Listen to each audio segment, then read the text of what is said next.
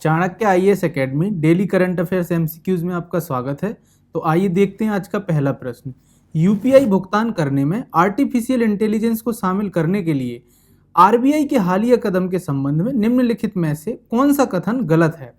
जिसका पहला कथन है, भारतीय रिजर्व बैंक आरबीआई ने वॉइस कमांड के माध्यम से डिजिटल भुगतान के सक्षम करने के लिए आर्टिफिशियल इंटेलिजेंस संचालित वार्तालाप सुविधाओं को शामिल करने का प्रस्ताव दिया है। दूसरा कथन देखते हैं, यह सुविधा शुरुआत में हिंदी और अंग्रेजी में उपलब्ध होगी और बाद में इसे और अधिक भारतीय भाषाओं में उपलब्ध कराया जाएगा।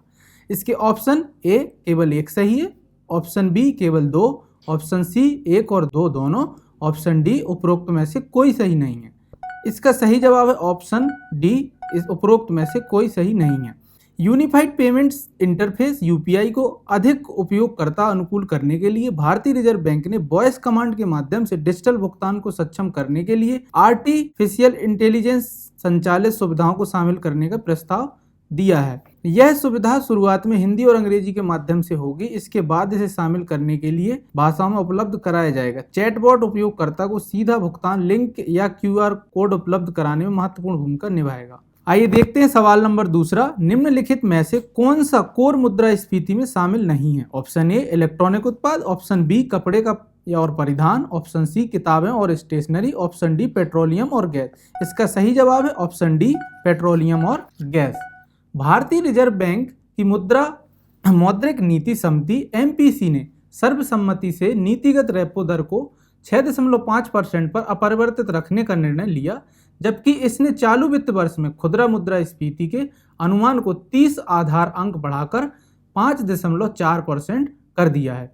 एमपीसी ने 2023-24 में वास्तविक जीडीपी वृद्धि के अपने अनुमान को 6.5% पर बरकरार रखा है। मई 2023 में 4.5% के निचले स्तर पर पहुंचने के बाद हेडलाइन मुद्रास्फीति जून में बढ़ी और सब्जियों की कीमतों के कारण बढ़ने की उम्मीद है। आइए देखते हैं सवाल नंबर तीसरा, निम्नलिखित में से कौन सा देश अमेजन सहयोग संधि संगठन SCTO का हिस्सा नहीं है। Option A Bolivia, option B Peru, option C Argentina और ऑप्शन डी वेनेजुएला। इसका सही जवाब है ऑप्शन सी अर्जेंटीना।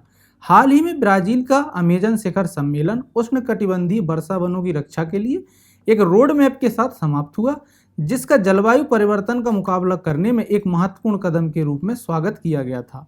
इसमें 8 देश हैं, Bolivia, Brazil, Colombia, Ecuador, Guyana, Peru, Suriname और वेनेजुएला नव पुनर्जीवित अमेजोन सहयोग संधि संगठन SCTO के सदस्य हैं। आइए देखते हैं सवाल नंबर चौथा, तटीय जल कृषि प्राधिकरण संशोधन विधेयक 2023 के संदर्भ में निम्नलिखित कथनों पर विचार करें। पहला कथन है, बिल न्यूक्लियस ब्रीडिंग सेंटर और हैचरी जैसी गतिविधियों के विनियमन पर रोक लगाता है। कथन दूसरा है, विधेयक संरक्षित क्षेत्रों में कुछ संबद्ध गतिविधियों की अनुमति देता है। नीचे दिए गए कोड से सही उत्तर को चुनें। ऑप्शन ए है केवल एक कथन सही है, ऑप्शन बी केवल दो, ऑप्शन सी एक और दो दोनों, ऑप्शन डी ना तो एक और ना ही दो। जिसका सही जवाब है ऑप्शन बी केवल दो। विधेयक न्यूक्लियस प्रजनन केंद्रों और हैचरी जैसी गतिविधियों के विनियमन की अनुमति देता है। विधेयक संरक्षित क्षेत्र में कुछ संबद्ध गतिविधियों की अनुमति देता है। उदाहरण के लिए न्यूक्लियस प्रजनन केंद्र जैसी गतिविधियों को बिना किसी विकास के संचालित करने की अनुमति दी जाएगी। संशोधन विधेयक तटीय जलीय कृषि गतिविधियों से जुड़े अपराधों को अपराध मुक्त करने पर केंद्रित है। इस कदम से जलीय कृषि में लगे व्यक्तियों को राहत मिलने और क्षेत्र में व्यापार करने की आसानी में योगदान मिलने की उम्मीद है। विधेयक में तटीय जलीय कृषि से संबंधित कुछ अपराधों के लिए 3 साल तक की जेल की सजा को 1 लाख रुपए के जुर्माने के बदले का प्रस्ताव है। दंड में इस बदलाव का उद्देश्य जलीय कृषि संचालन के लिए नियामक वातावरण को अधिक अनुकूल बनाना है। आइए देखते हैं सवाल नंबर 5वां, निम्न में से भारत छोड़ो आंदोलन प्रारंभ करने का निर्णय किसके द्वारा लिया गया था।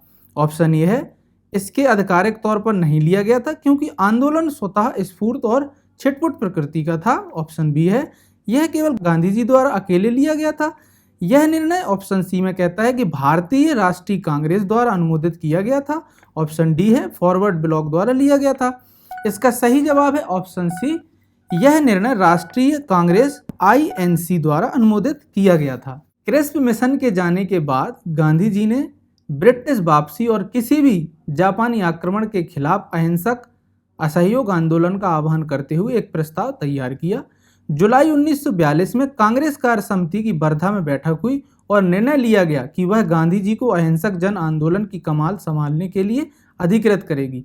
इस संकल्प को आमतौर पर भारत छोड़ो संकल्प के रूप में जाना जाता है। 8 अगस्त 1942 को गोवालिया टैंक बॉम्बे में कांग्रेस की बैठक में भारत छोड़ो प्रस्ताव को अनुमोदित किया गया है। आज का सेशन हमारा यहीं समाप्त होता है। हम मिलेंगे अगले सेशन में। हमारे चैनल को लाइक, शेयर एंड सब्सक्राइब जरूर करें। धन्यवाद।